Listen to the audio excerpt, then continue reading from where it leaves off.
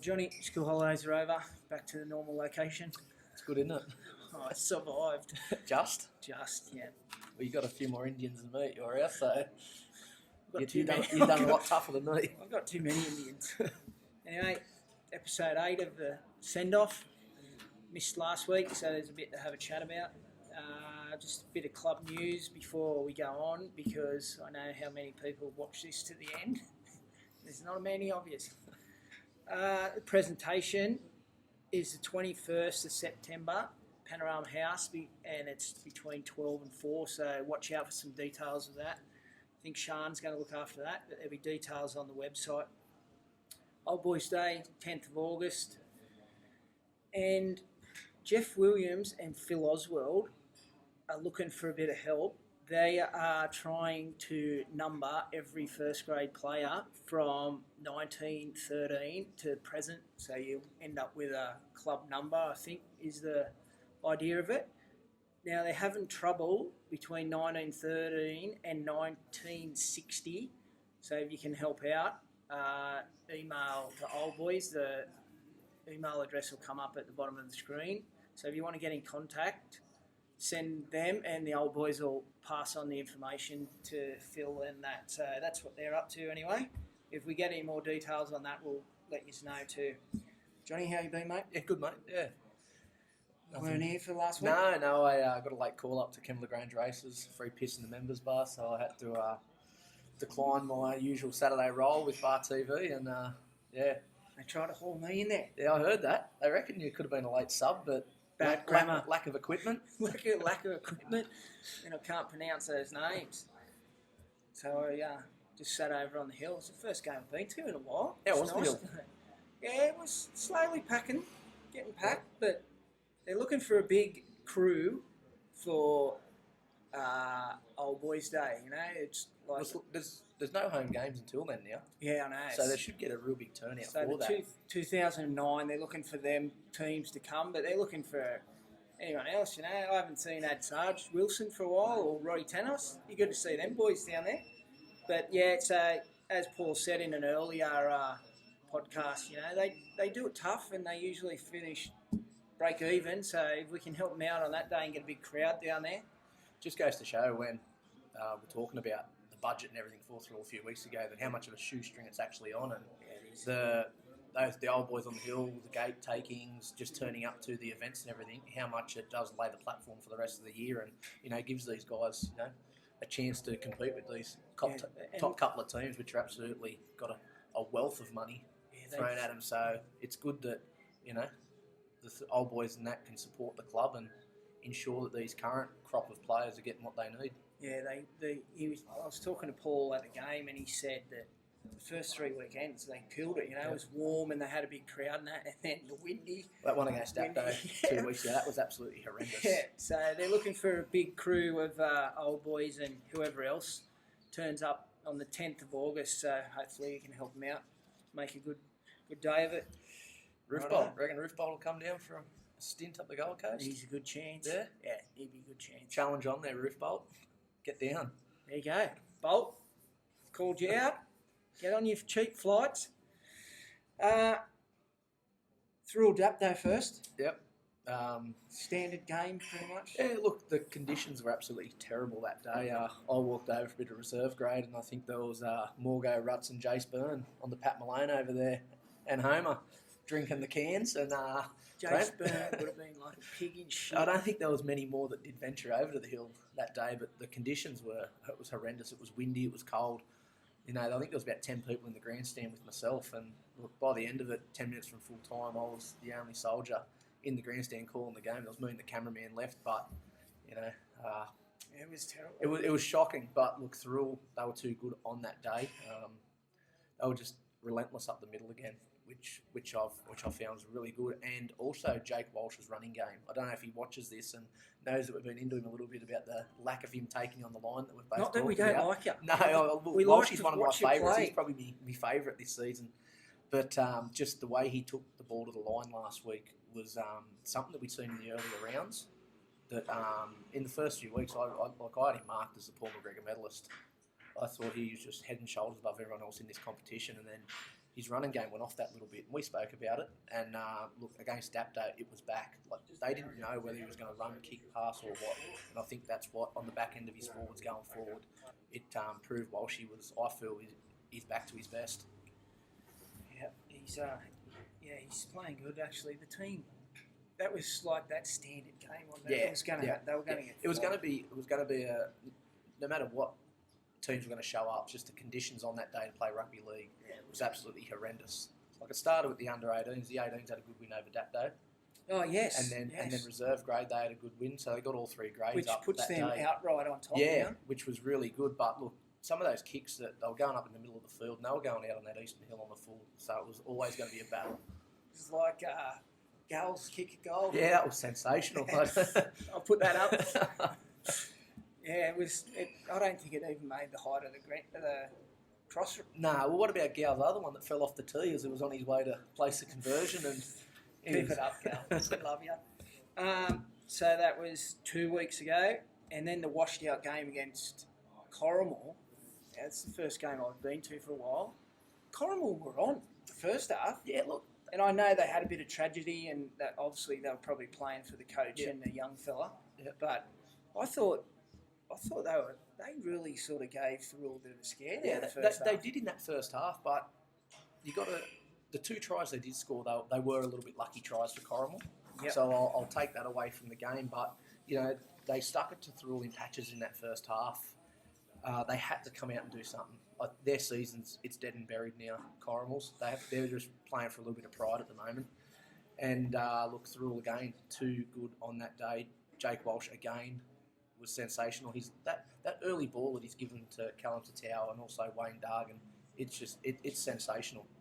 That early ball, he's allowing those two really good centres to sort of do what they do best out wide. And look, Crozzo, he was good. He had the six on his back, and he's got faster. Oh, that's what I reckon. I know he's been working with Logan Cole in the gym and that, but it's paying off. Yeah, look, he's moved to six. We've seen him over the last couple of seasons play six, playing at fullback, but he's got to be the Matt Geyer of the Thirroul Butchers, doesn't he? Yeah. Winger, 5'8", fullback, wherever. That's him. Matt Geyer. Yeah, no, he was my pick of probably man of the match. Yeah, I thought he was really good. The first try yeah, scorer. Tommy Simpson got over for me. And I thought Tommy played well again Yeah. too. If he could get rid of that one mistake in the game, and I mean, we all make mistakes and that, but his game and his running game is just hard. I think he's the form winger of the competition. Definitely, yeah. His work out of his own area is sensational. It's just laying that platform for the rest of the team. But also, he's finishing off some great backline moves out there on that left-hand wing. And look, I've compared him this season to like a Blake Ferguson, just in the work he's doing. I just think he's had a real standout season this year. There's one run he made, and it was just after half-time, I think. Simpson beat about 5 players. Like, ran, hit him, bounced off him, kept going, bounced off that player. Yeah, he's going really well. He's just, I don't know, he's just that hard running extra forward, I Might guess. be all the benders in Peppies or something on a Saturday night. He's a good-looking rooster. He's a good-looking rooster. Goes all right. Yeah. And there was a heap of other young kids that played too. Who was out? We had Ciro, Jay Gal, Dodgy and Fletch all out Yeah. of their usual side that we've seen throughout the season. And it allowed Jacko to call on a couple of youngsters to come through. We've seen Jamie Tiata come back up from reserve grade a few times this season. We've seen Riley Graham against Dapdale have his first taste of first grade. But then you had Jackson Bridge, who debuted on Saturday. And look, Congratulations to him too. look, congratulations to him. But to all three of them, there was the first time those three been selected in that 1 to 15 that they can name for first grade. So you've seen Jamin and Riley step up after reserve grade, but these two guys were picked in that starting, Mick that Walsh first wasn't- that Mick first Morris 15. wasn't there either. Yeah, Mick Morris, that first 15. So, well done to those three boys, and it just shows the depth within the club that to filter between that reserve grade and first grade, and then Big Hendo, Oh, the youngster. the youngster. Yeah. How was that inside ball he put when he went to the line? I think he might have he picked up Gal, was it? And then Gal gave it to Jono. Jono Yep, scored. that's right. Yeah. Who knew he had skill like that? Was that his first game? I think he's touched a bit of grass in reserve grade, but I think that is his first game of first grade this season. I don't think his wife's too happy. Just quietly. Just a whisper I heard. So yeah, righto. So I'm pretty sure he's got a job in the Fireys, but he's keen to play. So that's only more depth for the semis and that. Where do you fit all these people with Mick Morris, Ciro, Gal, Dodge, Fletch? Yeah, I don't know. You're going to have a very strong Reggie side. You are. Because they can't play. They can go back and like if Hendo. Well, they've got to be qualified, don't they? To play reserve grade as well. Qualified Hendo for reserve grade, yep. and he can float wherever. But what Thrill still haven't hit their straps.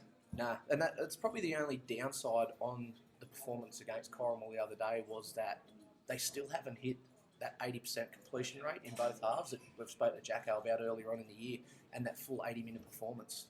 And with 3 games remaining in the competition until we hit semi-finals, you want to be on song before those semis, don't you? Well, you don't want to go into the semi-finals without being, cherry ripe fit, cherry ripe ball work, cherry ripe defence. Right. You want to be spot on in week 1 of them semis. So look, Jacko must be coaching these like a Melbourne Cup runner, just going to hit the line at the finish. I hope so. I believe, I'll get to it in a minute, but I think this week's game's a danger game for Thrill up there. Yeah, Old Boys Day. No, the Berg. Look, they're going to come out of the sticks. Probably like that first half of Corrimal. But look, the class of this Thrill side, I feel, is going to be too good for the Berg this week.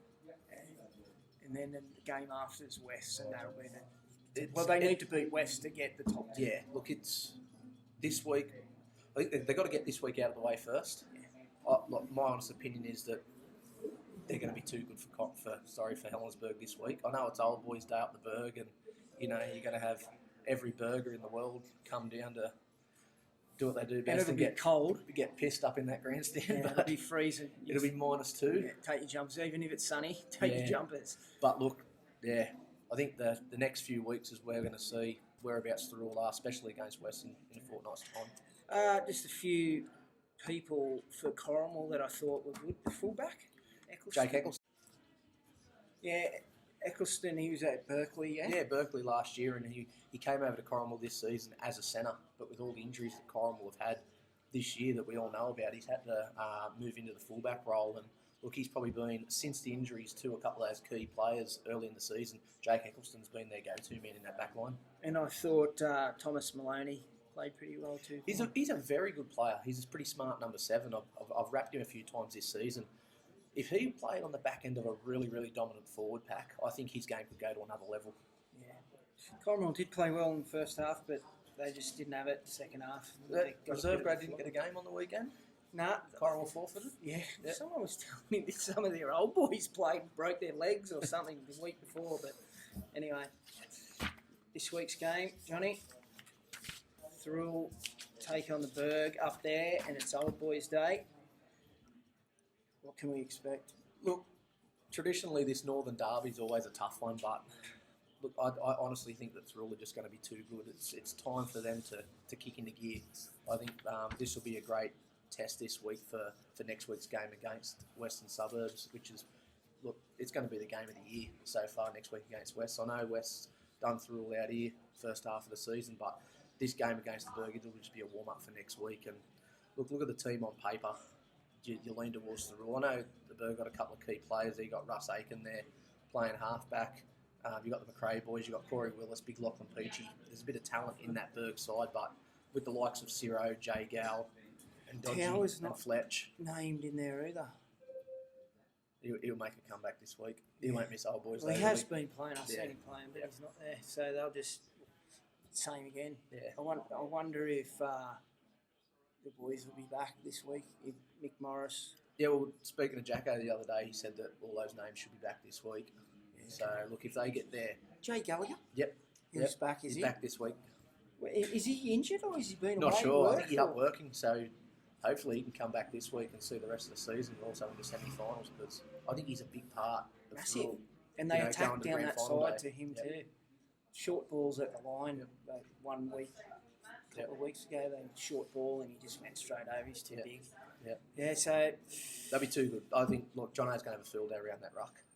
Yeah, he played good. Yeah, he was really good again on the weekend. And where did, in the the last few years or let's go the history of where does Jono sit on the list of some of those better players that have played for the club? He's definitely up there. He'd have to be, wouldn't he? Yeah. Yeah.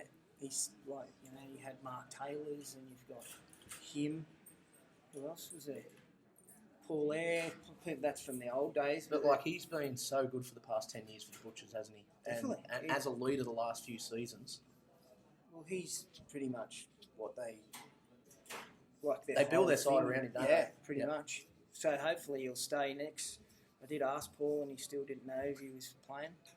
Hopefully he will.